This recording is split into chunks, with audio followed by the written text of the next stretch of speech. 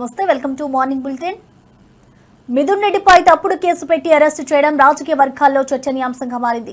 జగన్ చుట్టూ ఉన్న వారందరినీ అరెస్టు చేయాలని ప్రయత్నిస్తున్నారని విపక్షాలు ఆరోపిస్తున్నాయి. ఈ పరిణామం రాజకీయ వాతావరణాన్ని మరింత వేడెక్కిస్తోంది. విడుదల రజనీ కీలక వ్యాఖ్యలు చేస్తూ మీ వల్ల కాదు అంటూ అధికార పక్షంపై తీవ్ర విమర్శలు చేశారు. ఈ నేపథ్యంలో అన్ని పార్టీల నాయకులు తమ అభిప్రాయాలను వ్యక్తం చేస్తున్నారు. ఈ సంవత్సర కాలంగా ఏం చేశారంటే, మేము చెప్పాం కదా, మేము అడ్వర్టైజ్మెంట్ చేశాం కదా, అదే అమలు చేస్తున్నామన్నారు. ప్రజలు కూడా చూస్తా ఉన్నారు. ఆ రెడ్ బుక్ అమలు చేసేది ఈ రోజు పీక్స్ లోకి చేరిపోయి నిన్న చూసాం. మిథున్ రెడ్డి గారి అరెస్ట్ దాకా కూడా వచ్చింది. జరగనటువంటి ఒక స్కామ్ అని చిత్రీకరించి మరి ఈ రోజు క్రమక్రమంగా చూస్తా ఉన్నాం. దీని మీద కొన్ని డెవలప్మెంట్స్ తీసుకొచ్చి మరి ఏ విధంగా అరెస్ట్ చేసి జగన్మోహన్ రెడ్డి గారి చుట్టూ ఉన్నటువంటి మనుషుల్ని ఇబ్బంది పెట్టేటువంటి ఒక ప్రయత్నమే జరుగుతా ఉందని మనకు స్పష్టమవుతా ఉంది. కానీ మేము చెప్తా ఉన్నాము, ప్రజలకు ఒక చక్కటి ట్రాన్స్పరెంట్ గా ప్రతి ఒక్క పాలసీ తీసుకురావడం గాని, వెల్ఫేర్ అందించడం గాని, అభివృద్ధి చేయడంలో గాని జగన్మోహన్ రెడ్డి గారి ప్రభుత్వం చాలా ట్రాన్స్పరెంట్ గా పనిచేసింది. ఎక్కడ ఏ ఇంటెన్షన్ లేకుండా చక్కగా ప్రజలకు మేలు చేయాలి, చక్కటి ప్రజాపాలన అందించాలి, చక్కటి అడ్మినిస్ట్రేషన్ అందించాలి, చక్కటి ప్రజా సేవ చేయాలి అనేటువంటి ఉద్దేశంతోనే జగన్మోహన్ రెడ్డి గారు వారి యొక్క 5 సంవత్సరాల పాలనని ప్రజలకు ఇచ్చారు. మరి ఈ రోజున వీళ్ళు ఏవేవో మాట్లాడుతూ ఏవేవో అంటూ ఇవన్నీ తట్టుకోలేక ఏదో ఒకటి చెయ్యాలి అని చెప్పేసి నడుంగట్టుకొని ఇలాంటివన్నీ కూడా చేస్తా ఉన్నారు. కాబట్టి ప్రజలందరూ కూడా అన్ని గమనిస్తా ఉన్నారు. మేము ఎటువంటి తప్పు చేయలేదు, మా వైఎస్ఆర్ కాంగ్రెస్ పార్టీ ప్రజలకు మేలే చేసింది, మా జగనన్న ప్రభుత్వం ప్రజలకు మేలు చేయడానికే పనిచేసింది. మీరు ఎన్ని ఇబ్బందులు పెట్టినా, ఎన్ని ఆటంకాలు క్రియేట్ చేసినా మా పోరాటం ప్రజల తరఫున ఆగదు. ప్రజల కోసం నిరంతరం వైఎస్ఆర్ కాంగ్రెస్ పార్టీ పోరాడుతుంది. ఎక్కడ ఎవరికి కష్టం వచ్చినా కూడా జగన్మోహన్ రెడ్డి గారు ఖచ్చితంగా అక్కడికి వచ్చి వారికి అండగా ఉంటారు అని స్పష్టం చేస్తూ థ్యాంక్ యూ.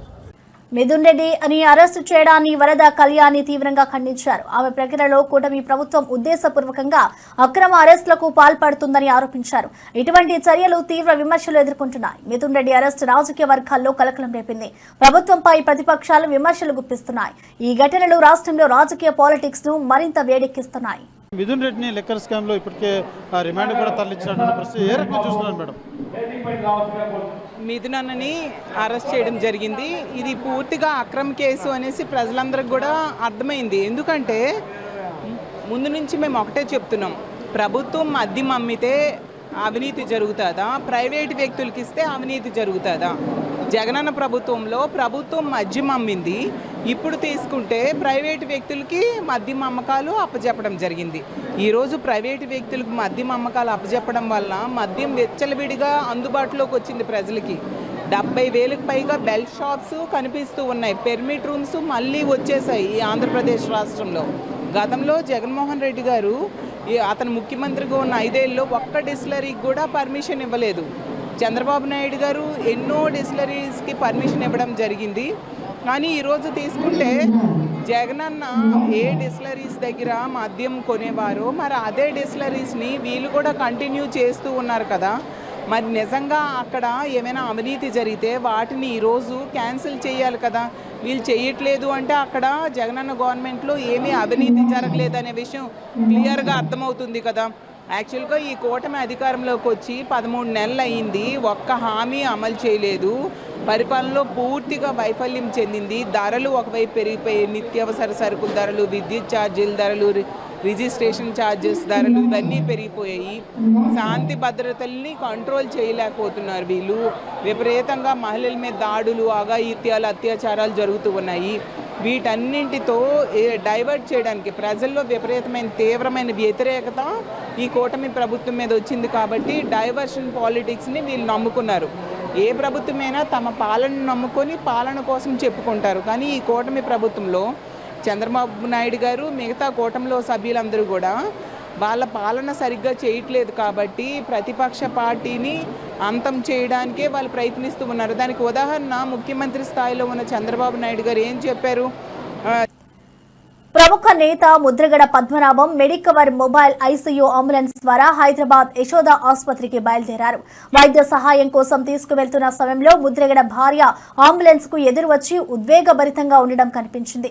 విమానంలో తరలించేందుకు నిరాకరిస్తే రోడ్డు మార్గంలో అంబులెన్స్ లో వెళ్లాల్సి వచ్చింది. కేసీఆర్ ముఖ్యమంత్రి అయ్యాక తెలంగాణలో భూముల రేట్లు పెరిగాయని చంద్రబాబు నాయుడు వెల్లడించారు. అయితే రేవంత్ రెడ్డి పాలనలో పరిస్థితి మారిపోయిందని హరీష్ రావు అన్నారు. రేవంత్ 2 సంవత్సరాల పాలనలో భూముల రేట్లు తగ్గిపోయాయని, మరో 2 సంవత్సరాలు ఇలాగే కొనసాగితే పాత రోజుల్లాగే ఏపీలో ఎకరా కొనేందుకు తెలంగాణలో 10 ఎకరాలు అమ్మే పరిస్థితి వస్తుందని హరీష్ రావు అభిప్రాయపడ్డారు. మాజీ ఎంపీ శ్రీ వి హనుమంతరావు బీసీ రిజర్వేషన్ బిల్లును పార్లమెంటు సమావేశంలో బీజేపీ ఎంపీలు సమర్థించాలని పిలుపునిచ్చారు.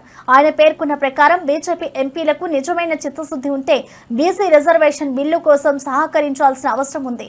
ఈ అంశం రాజకీయ వర్గాల్లో ఇప్పుడు చర్చనీయాంశంగా మారింది. బీసీ రిజర్వేషన్ల విషయంలో అన్ని పార్టీల్లో విభేదాలు తీవ్రంగా కొనసాగుతూ ఉన్నాయి. ఇక తెలంగాణలో రాజ్యాంగ పరిరక్షణ కోసం న్యాయవాదులు చేసిన కృషి అద్భుతమని legal cell chairman Shri Ashok Goud పేర్కొన్నారు. న్యాయవాదుల పట్టుదల, వారు చూపిన సేవలు రాష్ట్రంలో న్యాయ వ్యవస్థను కీలకంగా మారాయని ఆయన అన్నారు. అశోక్ గౌడ్ ఈ సందర్భంగా న్యాయవాదుల కృషిని ఘనంగా కొనియాడారు. న్యాయ సేవలో వారు తీసుకున్న చర్యలు, రాజ్యాంగ పరిరక్షణలో వారి నిబద్ధత ప్రశంసలు అందుకుంటోంది. పవన్ కళ్యాణ్ కథానాయకుడిగా నటిస్తున్న హరిహర వీరమల్లు సినిమాకు క్లైమాక్స్ ఆయువు పట్టు అని ఈ కథ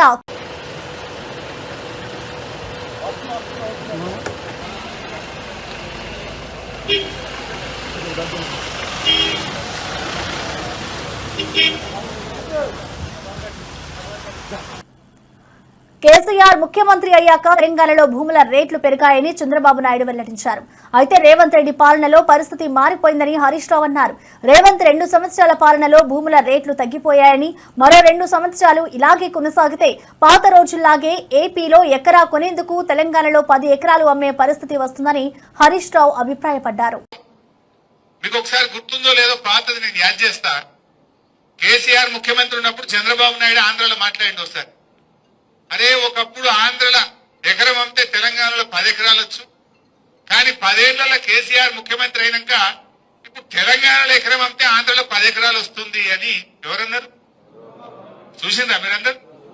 ఇప్పుడు రేవంత్ రెడ్డి వచ్చి 2 ఏళ్లు కాలే, సీన్ రివర్స్ అయింది. అయిందాకా లేదా? మొన్న నేను సిద్దిపేట పోయినా, గంగాపూర్ అని చిన్నకోడూరు మండలం గంగాపూర్ ఊరికి పోయినా. ఒక మన కార్యకర్త చనిపోతే మాట్లాడించడానికి పోయినా. కొద్దిసేపు మాట్లాడినాక కూర్చున్నాం. ఏం సంగతి అన్నాక ఎరువులు ఈ బాధలన్నీ చెప్పుకుంటా, ఎవడైనా లగ్గం ఉండి అమ్ముకుందామంటే భూమి అమ్మతలేదు సార్. ఏమైతుందంటే 40 లక్షలకి అడుగు తీయలేదు, ఇప్పుడు 20కి ఇస్తామంటే కూడా ఎవడత్తలేడు అన్నాడు. అంటే ఇప్పుడు ఏమైంది? సీన్ రివర్స్ అయింది. ఆడ చంద్రబాబు నాయుడు అయింది, రేవంత్ రెడ్డి అయింది. ఇప్పుడు ఏమైతుంది? ఇప్పుడు మళ్ళా ఆంధ్రలో ఎకరం అమ్మితే తెలంగాణలో 2 ఎకరాలు వస్తుంది. అయిందా లేదా? గజ్వేల్లో మీ అందరికి అనుభవమే ఉంటుంది. రేట్లు తగ్గినాయా పెరిగినాయా? ఎంత తగ్గినాయి? సగానికి సగమైంది. ఇంకా 2 ఏళ్ళు ఉంటే ఇంకేమవుతుందో. దోసాల్లో సగమైంది. ఈ రేవంత్ రెడ్డి ఇంకో ఏడాది 2 ఏళ్ళు ఉంటే ఇంకెంత తగ్గుతుంది? బేరాలు బంధు, కార్లు గుంజుకపోతుర్రు, మోటార్ సైకిళ్లకు ఇన్స్టాల్మెంట్లు లేవు, దుకాన్లు బంద్ అయిపోయినాయి, డీజిల్ కు పైసలు లేవు, బేరాలు లేవు, కొత్తగా ఇల్లు కట్టేవాడు లేడు, ప్లాట్ కొనేటోడు లేడు. ఎవడన్నా అవసరం పడి భూమి అమ్ముకుందామంటే కొనే దిక్కు లేదు. నిజమేనా? ఇది రేవంత్ రెడ్డి పాలన పుణ్యం. ఎవరు తృప్తి. మాజీ ఎంపీ శ్రీ వి హనుమంతరావు బీసీ రిజర్వేషన్ బిల్లును పార్లమెంటు సమావేశంలో బీజేపీ ఎంపీలు సమర్థించాలని పిలుపునిచ్చారు. ఆయన పేర్కొన్న ప్రకారం బీజేపీ ఎంపీలకు నిజమైన చిత్తశుద్ధి ఉంటే బీసీ రిజర్వేషన్ బిల్లు కోసం సహకరించాల్సిన అవసరం ఉంది. ఈ అంశం రాజకీయ వర్గాల్లో ఇప్పుడు చర్చనీయాంశంగా మారింది. బీసీ రిజర్వేషన్ల విషయంలో అన్ని పార్టీల్లో విభేదాలు తీవ్రంగా కొనసాగుతూ ఉన్నాయి. రాహుల్ గాంధీ గారు ఏ విధంగానైతే కన్యాకుమారి నుంచి కశ్మీర్ వరకు నడిచి కులగన జరగాలన్నాడు, దానికి మొట్టమొదటి రాష్ట్రం తెలంగాణ రాష్ట్రం. రేవంత్ రెడ్డి గారు ముఖ్యమంత్రిగా, పొన్నం ప్రభాకర్ ఓబీసీ మంత్రిగా దాన్ని నెరవేర్చడం జరిగింది. బిల్లు పాస్ చేశాం. దానికి డబ్బులు కూడా 150 కోట్లు పెట్టి కులగన జరిగింది. ఇప్పుడు కేంద్రంలో పార్లమెంటు నడుస్తున్నది. ప్రతి ఒక్కరు కూడా నేను రోజు స్టేట్మెంట్ చూస్తున్నా, ఇది జరగదు, 40 రేట్లు ఎప్పుడు ఇస్తున్నారు, ఒకరేమో రైలు కింద కూర్చుంటా, ఒకరేమో ఇది జరగదని చెప్తున్నారు. ఇవాళ మీకు చిత్తశుద్ధి ఉంటే బీజేపీ ఎంపీలను నేను రిక్వెస్ట్ చేస్తున్నా, మీరు ఆల్ అపోజిషన్ కూడా రిక్వెస్ట్ చేస్తున్నా, మీకు నిజంగానే బీసీల మీద ప్రేమ ఉంటే నరేంద్ర మోడీ గారు కూడా ఓబీసీ ప్రధానమంత్రి. ఆయన తప్పనిసరిగా పార్లమెంటులో దీని మద్దతు పలకాలే.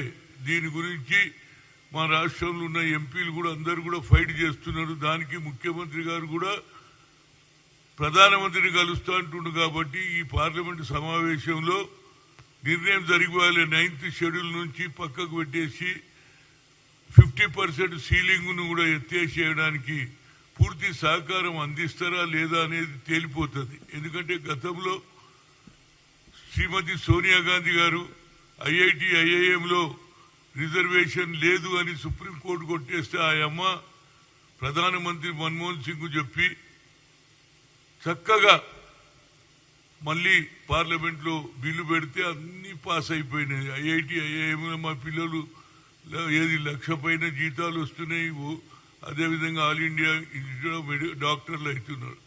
మరి దేశ ప్రధానమంత్రి ఓబీసీ ఉండి ఈ బిల్లుకు మద్దతు ఇస్తాడా లేదా అనేది తేలిపోతుంది.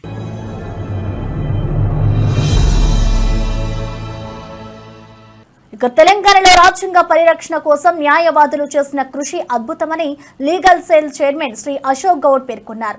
న్యాయవాదుల పట్టుదల, వారు చూపిన సేవలు రాష్ట్రంలో న్యాయ వ్యవస్థను కీలకంగా మారాయని ఆయన అన్నారు. అశోక్ గౌడ్ ఈ సందర్భంగా న్యాయవాదుల కృషిని ఘనంగా కొనియాడారు. న్యాయ సేవలో వారు తీసుకున్న చర్యలు, రాజ్యాంగ పరిరక్షణలో వారి నిబద్ధత ప్రశంసలు అందుకుంటోంది.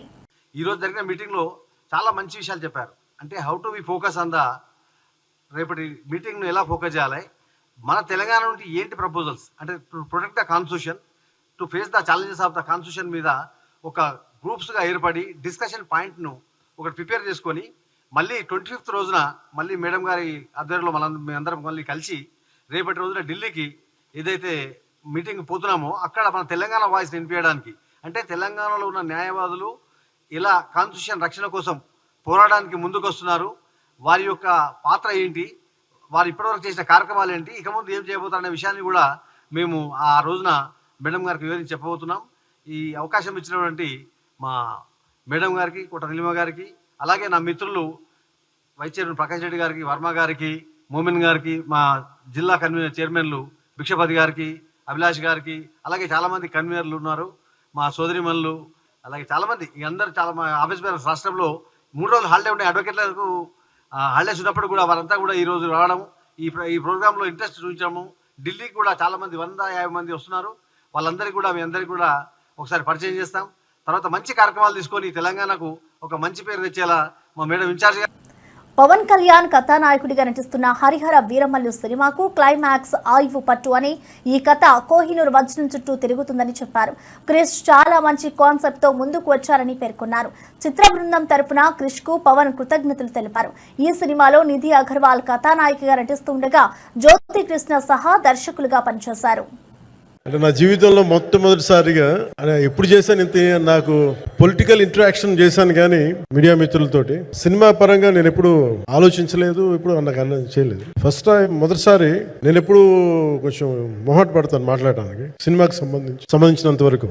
ఇక్కడ సినిమాని ఎలా ప్రమోట్ చేసుకోవాలో నాకు తెలియదు. పని చేయడం తెలుసు తప్ప దీన్ని అంటే మనం ఇంత చేసాం అంత చేసామని చెప్పడం ఎప్పుడు నాకు కొంచెం ఎబ్బెట్టుగాను ఇబ్బందిగా ఉంటుంది. ఇంకా నేను చాలా యాక్సిడెంటల్ యాక్టర్ అండ్ ఇంకా గత్యంతరం లేక టెక్నీషియన్ అయిన వాడిని. నాకు నచ్చే సన్నివేశాలు, నచ్చే సినిమాలు చేసుకోవడానికి ఆ పరిస్థితుల్లో ఇది నా మొదటి ఇంటరాక్షన్.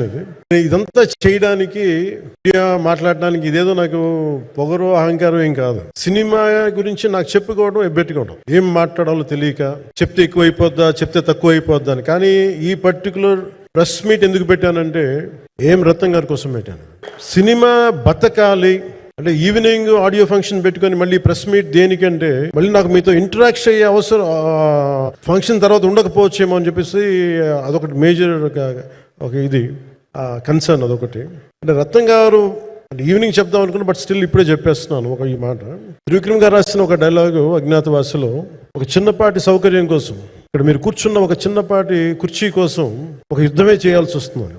అలాంటిది ఒక సినిమాని చేయడం అంటే ఎన్నిసార్లు మినీ యుద్ధాలు చేయాలి, ఆర్థికంగా కావచ్చు, క్రియేటివ్గా కావచ్చు, వీటన్నిటికీ సంబంధించి. అలాంటిది నేను క్రియేటివ్ పొటెన్షియాలిటీ పెంచిన వ్యక్తి.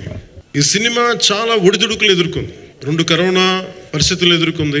అన్నిటికీ మధ్యలో సినిమా మన క్రియేటివ్గా కొంత ఇబ్బంది ఎదుర్కొంది. అల్టిమేట్ ఆబ్జెక్టివ్ సినిమా బాగా రావాలని, నేను ఎప్పుడు ఏం చేసినా సినిమా బాగా రావాలనుకుంటాను. ఈ సినిమా ప్రత్యేకించి ఆయన తపన చూసి నేను ముఖ్యంగా పొలిటికల్ ప్రాసెస్కి వెళ్ళిపోయిన తర్వాత, పాలిటిక్స్కి వెళ్ళిపోయిన తర్వాత, డైరెక్షన్ అని వీటికి దూరమై క్రియేటివ్ పార్టీకి దూరం అయిపోయిన తర్వాత, పాలిటిక్స్ నా ప్రైమరీ ఫోకస్ అయిపోయిన తర్వాత మళ్ళీ దృష్టి పెట్టి సినిమా కావాలి మీరు చెయ్యాలని చెప్పి నా దగ్గరికి వచ్చి కోరుకున్నప్పుడు నేను ఎంత బెస్ట్ ఇవ్వగలను సినిమాకి అందించాను. నేను అంటే నా బెస్ట్ ఇచ్చాను. అంటే నేను అంటే అన్నిటికంటే కూడా నేను ఇవ్వలేనిది టైం ఇవ్వలేను నేను. కానీ అలాంటి పరిస్థితుల్లో ఒక క్లైమాక్స్కి దాదాపు 57 రోజులు షూట్ చేయాల్సి వచ్చింది.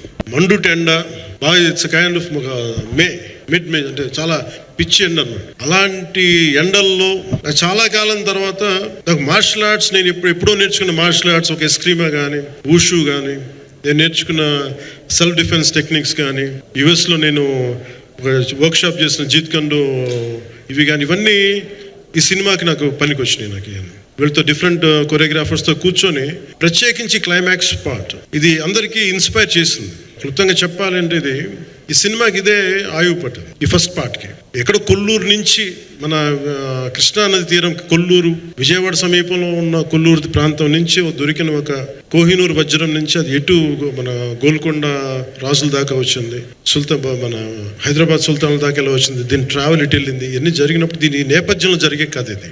ముఖ్యంగా ఈ ఫౌండేషనల్ వర్క్ చేసిన వ్యక్తి క్రిష్ జాగర్లమూడి గారు చాలా హై కాన్సెప్ట్తో పట్టుకొచ్చారు దీన్ని. ఆయనను రత్నం గారి దగ్గరికి వచ్చినప్పుడు చాలా బాగా నచ్చి వెంటనే చేసిన తర్వాత ఒక్కొక్కటి కరోనా నిజంగా ఇంపాక్ట్ వచ్చింది. అంటే ఎలా ఉండదంటే, ఎంత హార్డ్గా ఉండదంటే ఇండస్ట్రీ అది ఎవరిని తప్పు పట్టలేదు. ఒకప్పుడు ఆయన వెంట చుట్టిన నిర్మాతలు, ఆయన వెంట తిరిగిన డిస్ట్రిబ్యూటర్స్, హీరోస్ అందరికి, అలాంటి వాళ్ళకి ఒక నిర్మాతగా ఆయన తపన పడుతుంటే నాకు అంటే ఆయన కోసం ఖుషి తీస్తున్నప్పుడు కానీ ఆయనతోటి ఎంత సౌకర్యం ఇచ్చారంటే, అసలు మాకు 1 month ముందు ప్రీ ప్రొడక్షన్ అయిపోయి నాకు అంత సౌకర్యాన్ని ఇచ్చారు.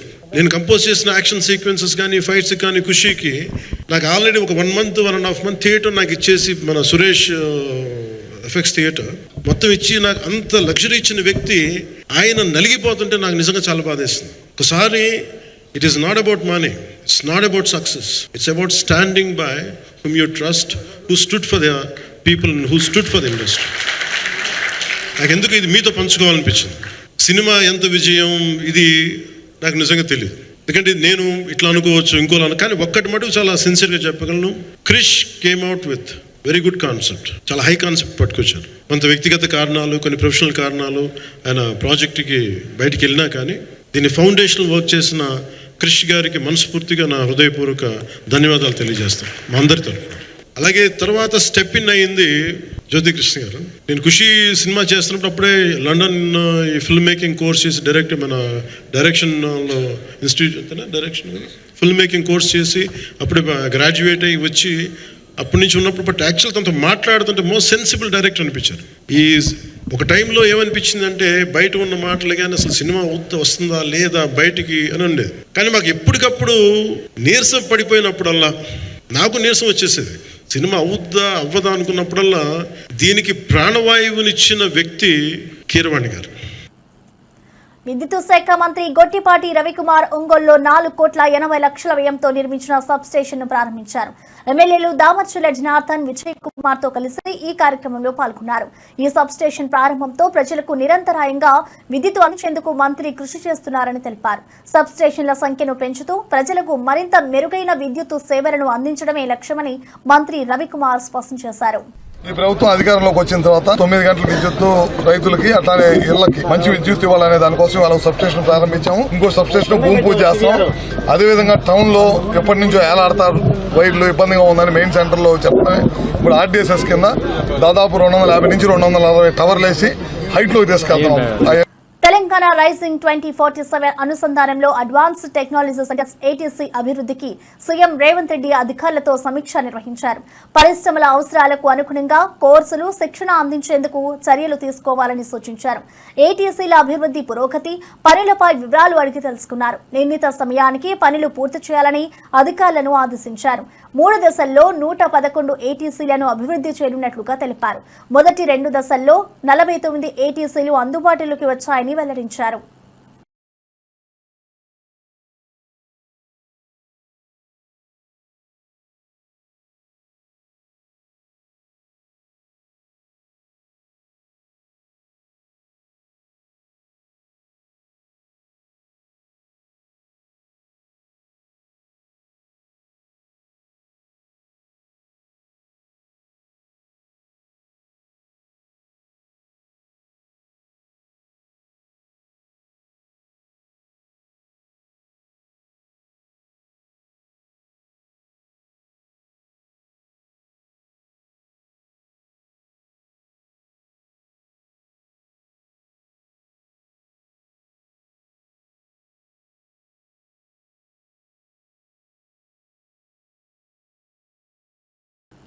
ఇక మెదక్ హత్య కేసు 8 మంది నిందితులను గుర్తించారు పోలీసులు. మెదక్ లో కాంగ్రెస్ నేత అనిల్ హత్య కేసును పోలీసుల దర్యాప్తులో కీలక మలుపు తీసుకుంది.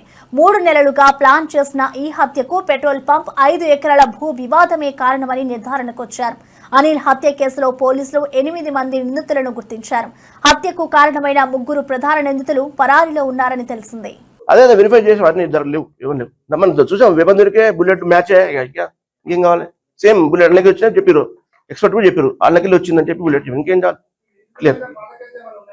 నిజమే లేవు. ఒక నాగరాజు ఉంది కానీ చిన్న కేసు యాక్సిడెంట్ కేసు ఒకటి, యాక్సిడెంట్ కేసు ఒకటి ఇంకోటి అదే చిన్న కొట్టాల కేసు ఉంది, పెద్ద కేసు మర్డర్ కేసు అయిపోయింది.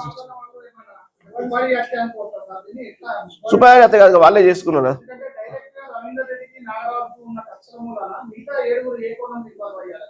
వాళ్ళు పనిచేస్తారు దగ్గర పనిచేస్తారు, వాళ్ళిద్దరు పనిచేస్తారు. నాగరాజు దగ్గర గ్యారేజ్లో పనిచేస్తారు వాళ్ళు. దీనికన్నా వాళ్ళ బిడ్డ పెళ్లి వాళ్ళ చెల్లి పెళ్లికి డబ్బులు ఇచ్చిండు, ఇవన్నీ చేసే వరకల్లా నాగరాజు ఇబ్బంది పడుతుందని చెప్పి గమనించి వాళ్ళు హెల్ప్ చేస్తారు ఇద్దరు వాళ్ళు. ఇది పూర్తి సాక్ష్యాలతో చేసింది, ఇక్కడ ఎక్కడ డౌట్ అవసరం లేదు. పూర్తి సాక్ష్యాలు అందరూ వచ్చిండ్రు, ఇలా ఎట్టి పరిస్థితుల్లో చేస్తాము. ఇది మంచిగా ఇంకా బాగా చేసేసి ఖచ్చితంగా శిక్ష పట్టేట్టు చూస్తాం. కానీ అడ్డబెట్టుకుని ఎవరు లాండ్ ఆర్డర్ దిగితే మాత్రం వాళ్ళపైన కేసులు అవుతాయి, నాన్ బెయిలబుల్ కేసు పెట్టి రిమాండ్ చేస్తాం, అన్నీ అవుతాయి. కాబట్టి మేము చేసి మా పోలీసులపై నమ్మకం ఉంచి మీరు గమనించాలని అందరినీ కోరుకుంటున్నాం. అదేం మా నోటీసులు లేదు. ఇప్పుడు అందరూ వచ్చారు, అక్యూజ్ అందరు ఉన్నారు కదా, మరి ఎటువంటి చిన్న క్లూ లేకుండా కూడా మనం చాలా కష్టపడి చేసిన మన అడిషనల్ డిఎస్పీ ఇద్దరు, తూపురాన్ డిఎస్పీ, అలాగే మా మెదక్ డిఎస్పీ, ఇన్స్పెక్టర్స్, మన ఎస్ఐస్ సిబ్బంది, ఐటీ కోర్ చాలా చక్కగా చేశారు. అందరు కృషి వల్లనే మేము 4-5 రోజులు లాస్ట్ టైం నిద్ర లేకుండా, నేను కూడా నాతో సహా అందరు నిద్ర లేకుండా గడిపాము. సో నిద్ర లేకుండా గడిపి చేస్తేనే ఇది అయింది, కాకపోతే మనకు చాలా ప్రెషర్ అయిపోయేది. సో అందరు బాగా చేశారు, అందరికీ అభినందిస్తున్నా. తగు రీతిలో వాళ్ళకు రివార్డు కూడా డీజీపీ గారు ఇస్తున్నారు, త్వరలో రివార్డు కూడా ఇవ్వడం జరుగుతుంది. మీకు కాపీ ఇస్తాం, తీసుకోండి, కాపీలు ఇచ్చేయి. Okay, thank you. కూర్చోండి, ఓకే అయిపోయిందా, ఇచ్చేయి కాదు ఇచ్చేయి. ఏమన్నారు చూడండి, మీరు చదువుతారు, అర్థమైతే క్లారిటీ ఉన్నది.